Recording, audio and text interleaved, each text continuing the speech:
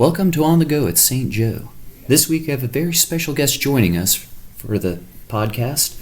This week we have Father John Brosmer from St. Joseph. Father, thank you for joining the show this week. It's good to be with you, Phil. So, Father John, how did you get into the priesthood? Well, that's a long story, but I'll try to make it short as possible. But I guess looking at probably growing up, my parents were very faithful. And my brother studied in the seminary at St. Meinrad, went to high school there. So there was always some kind of connection, and we were always tied with a priest. Maybe a little bit I didn't attend a lot, maybe when I was youth, when I was young. But I came back and found my faith later, and then I guess my father died, and so I reconnected with my faith and a few other priests, and my sister was involved. Well, my whole family was involved with church, so and that was kind of, they invited me too as well to be in part of it. And I believe Father John Beglin was our priest, and so got in teaching religious ed and learned a little bit about the faith that I didn't really pay attention when I was in high school. So I started learning about my faith and growing deeper. And he asked me if I ever thought about the priesthood. My father mentioned it when I was I would say I was a rebel then at that time. Didn't quite understand. But that comes back to me now. But looking at it as that he really kind of planted the seed. He was always very faithful, and church was very important. So that's kind of how I got started. And other priests too that I met along the way always encouraged me, so that I would see if I'd be at different places, churches, celebrations. They would always encourage me. So that was kind of my influence. All right. And do you have a favorite Bible story or verse that you like to share?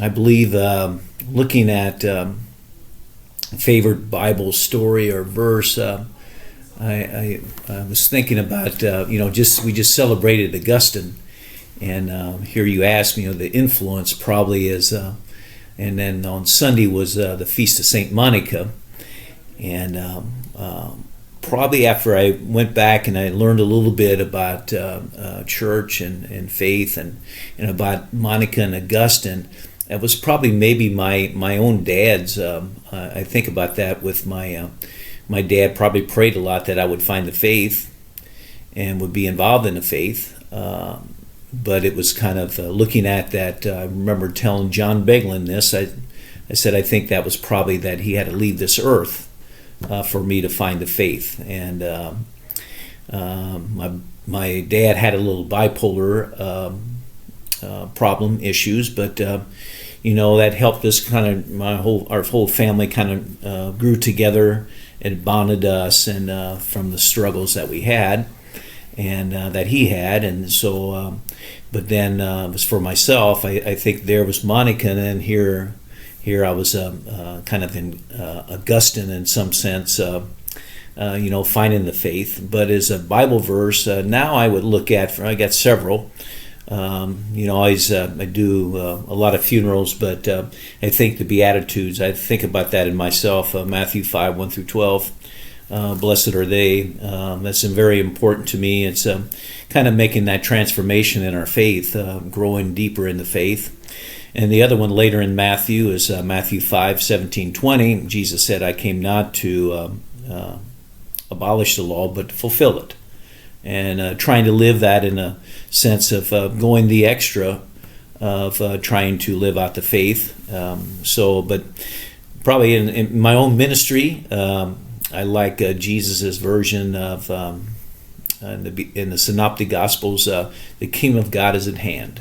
And he went out and he healed the sick, he forgave the sinner, he cared for one another. I think that was a lot that Jesus that he was different than the other prophets or shepherds, that he had a care. So that's kind of, I use that in my own ministry. But there's many too in John's gospel too as well. I think even the Lazarus story and just the faith and the woman at the well, and and Jesus I came not to condemn the world, but to save the world. John 3:16, you see it many times. So there's many verses that I enjoy.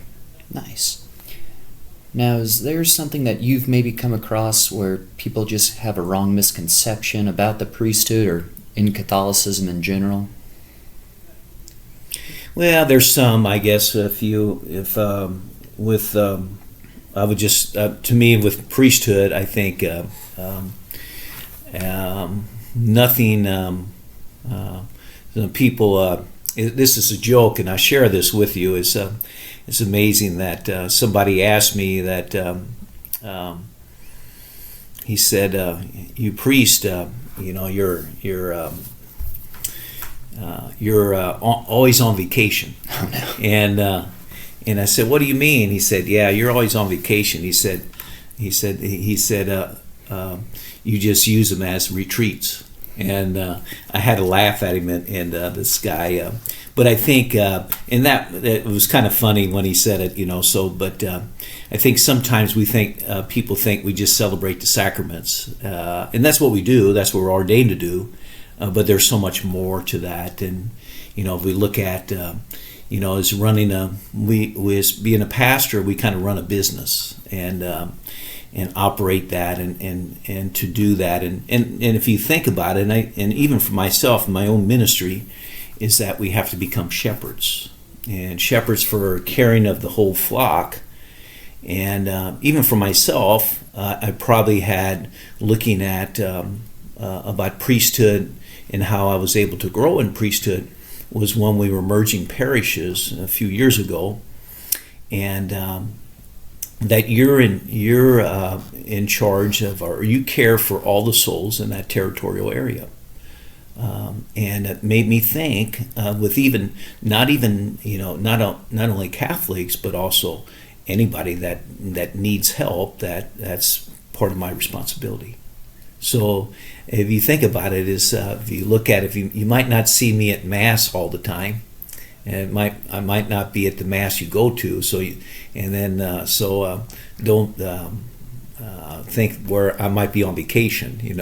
Usually I tell people when I'm going on vacation. So just to clarify all that. So anyway, but no, I enjoy doing it. But that might be kind of misconception a little bit. And I think too is maybe with Catholics or non-Catholics, they might think with the father, with the title, the father, well, we're spiritual fathers, and hopefully we are spiritual fathers in helping, leading people, to guide people to Jesus Christ. We're not the Father of God the Father, but we're spiritual fathers. And so that might be a misconception that people might have. Yeah. Certainly. Yeah. Certainly. So, what's one thing that you really like being a parish priest here at St. Joseph's? One of the things I believe that's been in my ministry is is really caring for people that are sick and dying, and trying to be there for people. And I know it's involved a lot. We have a lot of deaths here and different things. And funerals, but trying to reach out to those people and try to comfort those people, the families, but to me that's very uplifting for me. It's even though it can be it's kind of bittersweet. Sometimes it gets exhausting, but it's been very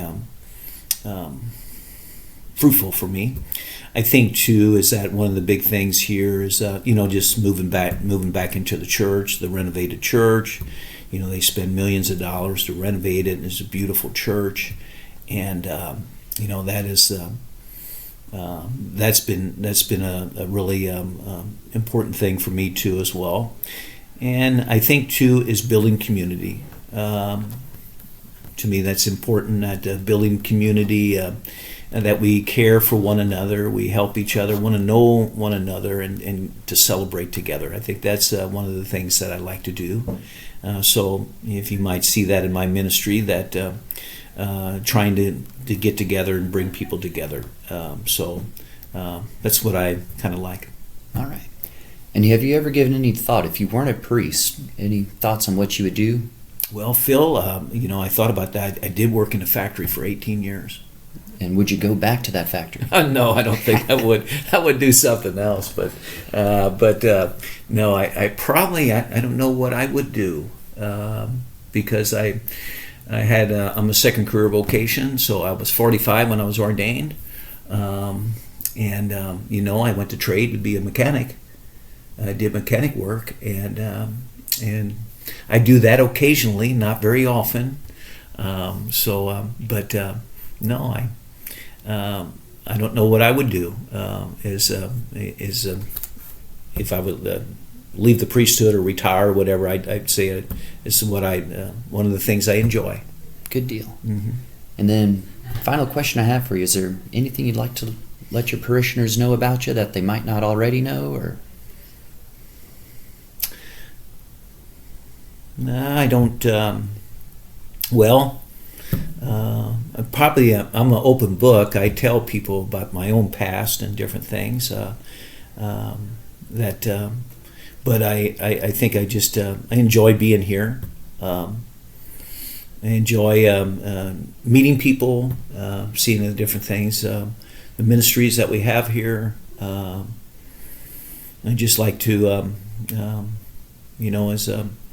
probably have a few more gatherings and get to know people as well as being invited to different functions and different things, family gatherings. So that's probably I don't really what other people might to get to know me.